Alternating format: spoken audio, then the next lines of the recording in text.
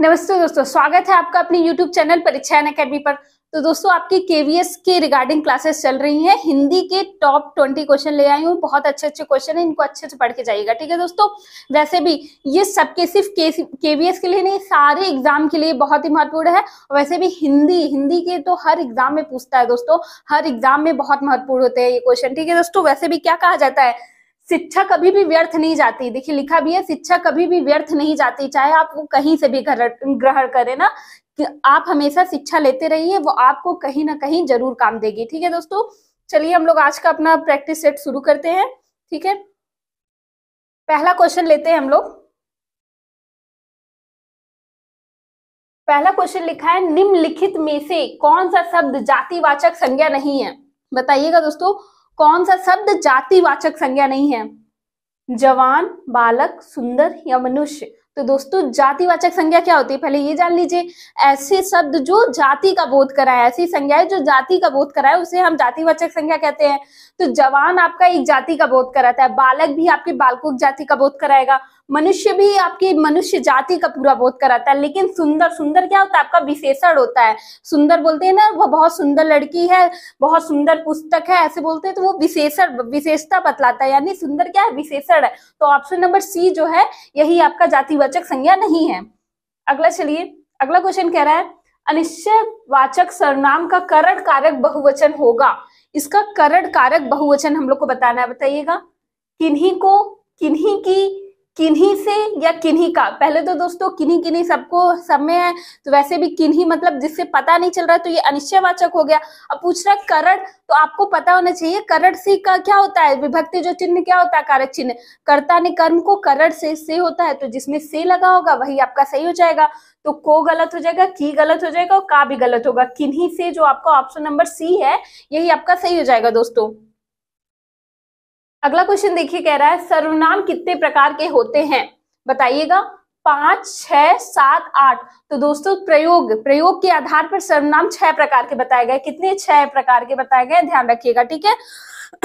जिसमें पुरुषवाचक, निजवाचक होता है आपका, निश्चयवाचक, अनिश्चयवाचक होता है, संबंधवाचक आपके सारे आते हैं, ठीक है। तो ऑप्शन नंबर बी जो आपका सही हो जाएगा। अब बोल रहा है, जो सब संज्ञा की विशेषता बताते हैं क्या कहलाते हैं।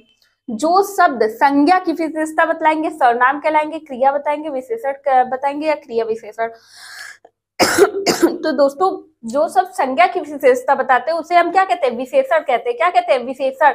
संज्ञा या सर्वनाम की विशेषता बताने वाले शब्दों को हम क्या कहते हैं, विशेषण कहते हैं।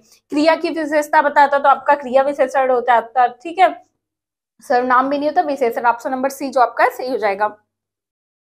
चलिए दोस्तों, देखते हैं अगला क्वेश्चन क्या कह रहा है। गुरु का उत्तमावस्था होगा। उत्तमावस्था क्या होगा गुरु का, बताइएगा। गुरुतम होगा, गुरुतर होगा, गुरुतमम होगा या गौरव होगा। तो दोस्तों, उत्तमावस्था, देखिए मूलावस्था गुरु हो गया, उत्तमा और उत्तरावस्था पूछेगा तब गुरुतर होता है। लेकिन क्या पूछा, उत्तमावस्था पूछा, तो उत्तमावस्था गुरुतम होता है। ऑप्शन नंबर ए जो आपका है सही हो जाएगा दोस्तों। अगला क्वेश्चन कह रहा है, क्वेश्चन रिपीट हो गया है। नेक्स्ट क्वेश्चन लेते हैं हम लोग। निम्नलिखित में से कौन सा संयुक्त स्वर है। पूछ रहा है संयुक्त स्वर कौन सा है, ए री, या फिर बी है आ ए ओ, फिर कह रहा है अ ए, या फिर कह रहा है ए ओ। तो दोस्तों, इसमें से जो संयुक्त यानी 2 अक्षर की मेल से बना है, देखिए इसमें री है, री आपका नहीं होता है, इसमें भी आ गया, दीर्घ स्वर आ गया, ये भी नहीं है। आपका जो संयुक्त स्वर क्या होता है, ए ओ होता है। क्या होता है, ए ओ, 4 होते हैं, ध्यान रखिएगा, ए ओ, ठीक है दोस्तों। अगला क्वेश्चन देखिए, कह रहा है क्रियार्थक संज्ञा सदा किस रूप में रहती है। क्रियार्थक संज्ञा बताइए सदा किस रूप में रहती है। बहुवचन पुल्लिंग, एक वचन स्त्रीलिंग, एक वचन पुल्लिंग या फिर एक वचन स्त्रीलिंग। क्रियार्थक संज्ञा हमेशा किस रूप में रहती है बताइएगा, ठीक है। तो क्रियार्थक संज्ञा हमेशा रहती है क्या, आपकी क्रियार्थक संज्ञा क्या होती है, जैसे जो कार्य करने के लिए जो रहती है, एक वचन पुल्लिंग हमेशा क्या रहती है, एक वचन में रहती है, ठीक है दोस्तों। अगला क्वेश्चन कह रहा है, पढ़ रहा था, इसमें कौन सी क्रिया है। संयुक्त क्रिया, सामान्य क्रिया, पूर्वकालिक क्रिया, असामान्य क्रिया। तो पढ़ रहा था, यानी इसमें देखिए 2 क्रियाएं थी, एक पढ़ना एक रहना, 2 क्रियाएं हैं। तो ये कौन सी क्रिया, संयुक्त क्रिया होती है, यानी ऑप्शन नंबर ए जो आपका है संयुक्त क्रिया यहाँ आपका सही हो जाएगा। अगला क्वेश्चन कह रहा है हर्ष का विलोम बताएं, हर्ष का विलोम बताना है, बताइएगा। खुशी होता है, विषाद होता है, उल्लास होता है, आनंद होता है। तो दोस्तों देखिए हर्ष का खुशी, उल्लास और आनंद ये सब समानार्थी शब्द देंगे, लेकिन विषाद, विषाद क्या है, दुख। हर्ष का क्या होगा, बी, यानी विषाद जो आपका विलोम है सही हो जाएगा। हर्ष है। निम्नलिखित में से कौन सा शब्द स्त्रीलिंग है, इसमें से कौन सा शब्द स्त्रीलिंग है बताना है। देश, नगर, द्वीप या झील। तो दोस्तों देश, नगर और द्वीप ये सब तीनों आपके क्या है, पुल्लिंग शब्द है, लेकिन झील, झील क्या है, बहती है, ये आपकी कौन से शब्द है, स्त्रीलिंग शब्द है। ठीक है दोस्तों। अगला क्वेश्चन कह रहा है विद्वान, विद्वान शब्द का स्त्रीलिंग क्या होगा बताइएगा। विदुषी, विद्वती, विद्यामती, विद्यावंती। तो दोस्तों विद्वान शब्द का जो होता है स्त्रीलिंग वो क्या होता है, विदुषी होता है। क्या होता है, विदुषी। ऑप्शन नंबर ए जो आपका विदुषी है वो सही हो जाएगा। अगला पूछ रहा है किसका प्रयोग सदैव बहुवचन में होता है बताइएगा। दर्शन, लता, नारी, गाय। तो दोस्तों सदैव बहुवचन, दर्शन, दर्शन क्या है, दर्शन किए जाते हैं। ऑप्शन नंबर ए दर्शन क्या सदैव बहुवचन होता है। इसी तरह प्राण हो गया, प्राण हो गया, आंसू हो गया, ठीक है दोस्तों। हस्ताक्षर हो गया,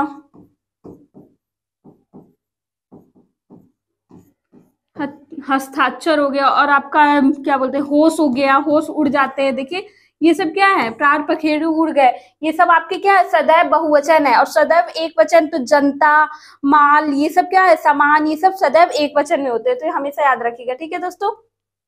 अगला क्वेश्चन कह रहा है चाकू शब्द का बहुवचन क्या होगा। चाकू का बहुवचन क्या होगा, चाकुएं, चाकुओं, चाकुओं या चाकू।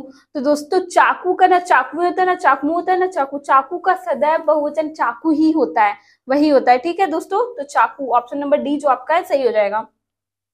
अगला क्वेश्चन कह रहा है कृतज्ञ का विलोम शब्द है। कृतज्ञ का बताइएगा। कृतघ्न, अभ्यस्त, संपादित, कर्तव्य। तो दोस्तों कृतज्ञ यानी कृतज्ञ जो उपकार को मानता है, तो जो उपकार को नहीं मानेगा उसके लिए क्या, कृतघ्न क्या होता है। ऑप्शन नंबर ए कृतघ्न सही है। तो इसका कृतज्ञ का विलोम कृतघ्न, और अभ्यस्त का अनभ्यस्त होता है। ठीक है दोस्तों, याद रखिएगा कृतज्ञ का कृतघ्न होता है। पूछ रहे कपड़ा का पर्यायवाची बताइए। अब कपड़ा का पर्यायवाची क्या है, चलन है, वसन है, गगन है, जंगल है। तो दोस्तों कपड़ा का पर्यायवाची वसन क्या होता है, कपड़ा का एक पर्यायवाची वसन होता है। अन्य कपड़ा का आपका चीर हो गया, शीर हो गया, ठीक है, वस्त्र हो गया, पहरावा हो गया, ऐसे सब आपके कपड़ा के होते हैं। और अगर जंगल का, इसमें जंगल का आपका जानते हैं ना, विपिन, कानन, अरण्य, ये सब आपके जंगल के होते हैं। और गगन आपका नभ, आकाश, व्योम, द्यो, ये सब आपके गगन के पर्यायवाची होते हैं। तो कपड़ा का लेकिन चीर और वस्त्र होता है। ठीक है दोस्तों। अगला क्वेश्चन कह रहा है भौरा का सही पर्यायवाची शब्द बताइए। इसमें 4 शब्द दिए गए हैं, बताइएगा। कुंज, आली, भ्रमर, खद्योत। तो दोस्तों भौरा, भौरा क्या है, एक तद्भव शब्द, वैसे भी इसका क्या, भ्रमर। भ्रमर क्या होता है, कहते हैं ना भ्रमर, भ्रमर क्या है आपका, भौरा को ही बोला जाता है। तो इसका पर्यायवाची क्या होगा, भ्रमर। बाकी आली, कुंज और खद्योत ये सब तीनों गलत है। ठीक है। अगला क्वेश्चन कह रहा है मैं खाना खा चुका था। इस वाक्य में भूतकालिक भेद है, बताइएगा भूतकालिक भेद क्या है इस वाक्य में। आसन्न भूत, संदिग्ध भूत, पूर्ण भूत या सामान्य भूत। मैं खाना खा चुका था मतलब यह कार्य बहुत पहले हो चुका है, तो यानी पूर्ण भूत या हो चुका है। तो कौन सा, ऑप्शन नंबर सी, ये कौन सा, पूर्ण भेद। अगर वह खाना खाता होगा ऐसा होता तब संदिग्ध हो जाता।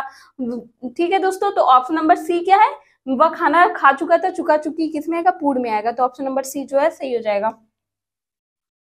अगला क्वेश्चन कह रहा है निम्नलिखित में से कौन सा कौमुदी का पर्यायवाची शब्द है। कौमुदी का पर्यायवाची शब्द बताइएगा। चांदनी, चंद्रहास, ज्योति या रोशनी। दोस्तों कौमुदी, कौमुदी मतलब होता है चांदनी। ऑप्शन नंबर ए यानी चांदनी सही हो जाएगा। इसका जैसे और देख लीजिए, चंद्रकला, चंद्रप्रभा, चांद और चांदनी मिलाइएगा मत, अलग अलग होता है। ठीक है। चंद्रप्रभा, चंद्रिका, चंद्रिका, ठीक है, ये सब आपका चांदनी का पर्यायवाची होता है। ठीक है दोस्तों। तो ऑप्शन नंबर ए जो आपका सही हो जाएगा। तो दोस्तों आज के मेरे सारे क्वेश्चन यही समाप्त होते हैं। अगर आपको किसी क्वेश्चन में कोई डाउट हो तो कमेंट सेक्शन में जरूर पूछिएगा, और हमारे चैनल को लाइक कर लीजिए, सब्सक्राइब ना किया हो तो सब्सक्राइब कर लीजिए, और हमारे नोटिफिकेशन बेल को दबा लीजिए ताकि आपको समय समय पर सारी क्लासेस मिलते रहे। और शेयर तो जम के कीजिए दोस्तों, शेयर जम के कीजिए, ठीक है दोस्तों। और इसी तरह हमारा साथ देते रहिए, हमसे जुड़े रहिए। मिलते हैं नए वीडियो में नेक्स्ट टॉपिक के साथ। तब तक के लिए जय हिंद, जय भारत।